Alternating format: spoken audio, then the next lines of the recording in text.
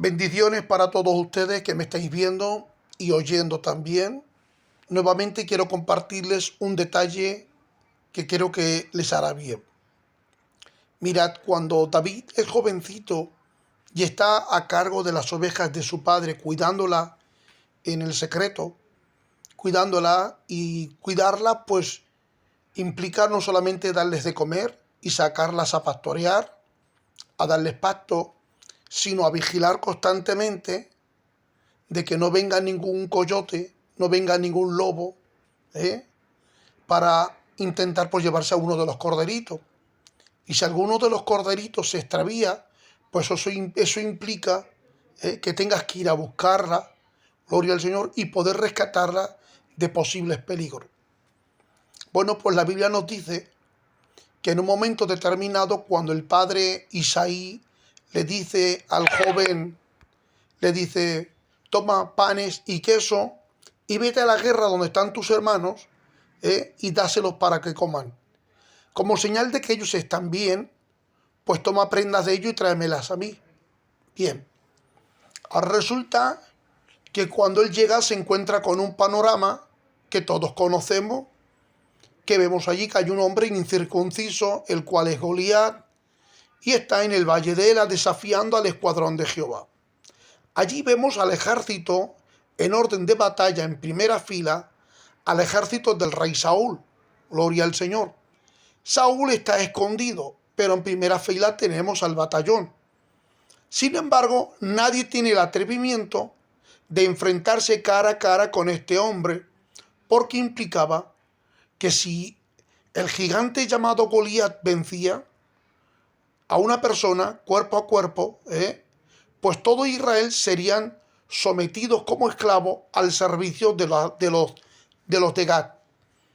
Y si uno de los que estaban en el ejército del rey Saúl luchaba y vencía, entonces todos los de Gad y todos los filisteos o enemigos pudieran estar como tributarios, como esclavos, como siervos del pueblo de Israel. Pero no era fácil, ya que este hombre medía cerca de 3 metros, era un hombre corpulento y todos tenían miedo. Ante el problema vemos que el rey Saúl no está. Sin embargo, cuando vemos que llega allí el joven David y ve el panorama de que se ha enterado que lleva 40 días consecutivos de que este hombre incircunciso, que no pertenece al pacto de Jehová, que no es judío, que no es hebreo como ellos, y está desafiando y ridiculizando al pueblo, amedrantándolo en él, en su espíritu. Hermanos queridos, hay una llama de fuego que lo deja intranquilo y se presenta ante el rey Saúl y le dice: déjame que tu siervo vaya. Pero David, ¿tú no ves que hay un gran ejército y ninguno se atreve? David, ¿tú no te das cuenta que ni siquiera el rey está dando la talla y vive a escondidas por temor? Porque él tampoco se atreve, y menos aún si perdiera, quedaría en evidencia públicamente de que el rey ha perdido. ¿Cómo es que tú quieres luchar contra ese hombre? Bueno, antes de que todo esto acontezca, resulta que mientras estaba reinando el rey Saúl como rey, pues el profeta Samuel es avisado por Dios y le dice: vete a la casa de Isaí, porque yo me he propuesto de un nuevo rey y lo voy a ungir. Vete. Y resulta que ustedes ya conocen la historia, que al joven, mientras estás pastoreando, se le llama, gloria al Señor, y se le unge en presencia de sus hermanos como futuro rey. Se le ha ungido, tiene el llamamiento, pero tiene también la unción. Gloria al Señor. Y yo pregunto, que los hombres que son llamados por Dios y están ungidos no pueden tolerar las injusticias. ¿Quiénes son los que permiten las injusticias? ¿Quiénes se esconden ante los problemas? ¿Los que verdaderamente tienen medalla? Sí. ¿Los que tienen nombre y renombre? Sí. Pero no tienen el llamamiento de Dios, ni tampoco viven con la frescura de la unción del Espíritu. ¿Cómo van a vivir bajo la frescura del Espíritu si no han sido llamados por Dios? Pero al que Dios llama, Dios lo unge y Dios lo justifica.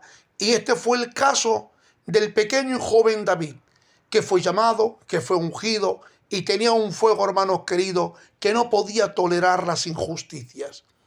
Ahora resulta que ustedes saben que se va pues a enfrentar, pero el rey Saúl se opone. No da crédito que un joven como él quiera luchar cara a cara, cuerpo a cuerpo. Y ahora resulta que David tiene que sacar en su defensa unas batallas que él había conquistado en el secreto, que nunca antes le había dicho. Pero era el momento oportuno. Y le dice: tu siervo, mi señor, tu siervo, mi rey, mientras cuidaba el rebaño de mi padre, si venía un oso o un león y devoraba a uno de los cabritos o de las ovejas y se las llevaba, yo no me daba por contento ni por vencido, ni tampoco me resignaba, como diciendo: ¿qué vamos a hacer? Pues una mala bestia, un oso o un león se los llevó, ¿qué voy a hacer? Pues yo salía corriendo tras el león o tras el oso. Y yo luchaba cuerpo a cuerpo con el oso o con el león y lo desgarraba y le sacaba la presa de las sauces. Es decir, le sacaba el corderito de donde lo tenía, que lo tenía entre las garras de su boca, se lo quitaba. Este es tu siervo. Y ahora le dice: si he podido con un oso y con un león, ¿crees que Dios no me dará la victoria como lo hizo con el oso y con el león? ¿No me la va a dar con este incircunciso? Vivan los hombres de Dios. Vivan los hombres de Dios que confían en Dios y no solamente dependen de sus recursos ni tampoco de sus esfuerzos. Porque el hombre de Dios tiene victorias en el secreto, pero nunca las saca a relucir. Los hombres de Dios han tenido grandes batallas en el silencio, en el ayuno, en la consagración, en la lectura, pero nunca lo dicen. En momentos determinados y en momentos culminantes para dar testimonio de lo que Dios ha hecho con ellos. Pero no para sacar a relucir sus batallas, sino para engrandecer el nombre de Dios. Cuando se quiere enfrentar, resulta que él se marcha al arroyo y dentro del arroyo escoge 5 piedras lisas para meterla en su zurrón. Mirad, para coger las 5 piedras tuvo que entrar en el arroyo. Evidentemente el que entra en el arroyo se moja. Gloria al Señor, se moja, se tuvo que empapar de agua. Y Dios me hablaba en mi espíritu y me hacía entender.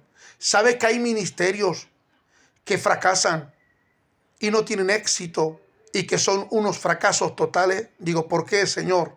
Dice, porque nunca entran al río del ayuno, nunca entran al río de la consagración, nunca entran al río de la dependencia de Dios.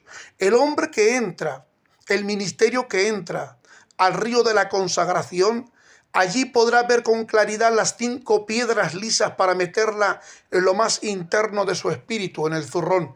Y yo decía, ¿por qué, Señor? Y el Señor me hablaba y me decía, tú sabes que bíblicamente el número 5 representa la gracia. Y el hombre que vive dependiendo de la gracia tiene victoria. El hombre que vive en la gracia trae bendición. El hombre que vive dentro de la gracia tiene la capacidad de poder restaurar. Pero el hombre que no entra al ayuno, el hombre que no entra en la consagración, difícilmente vivirá bajo el poder de la gracia. Es como el ejército del Saúl, con armamentos equipados, pero secos. Gloria al Señor, y con temor, ya que el temor es el peor, el enemigo para la fe. Pero el hombre que vive en la gracia constantemente echa fuera los temores, porque el perfecto amor echa fuera el temor. Ahora resulta que, pues lo mata, ustedes ya saben, y vienen las doncellas y le cantan: viva Saúl que mató a sus 1000, pero viva David que mató a sus 10.000. Pero porque hay una gran diferencia, porque las doncellas son honradas, son mozas, gloria al Señor, y hay gente como las doncellas, gente honrada, gente, hermanos queridos, que no se vende por 4 pesetas, gente que sabe cantar y cantar las victorias de Dios y honrar al que se lo merece.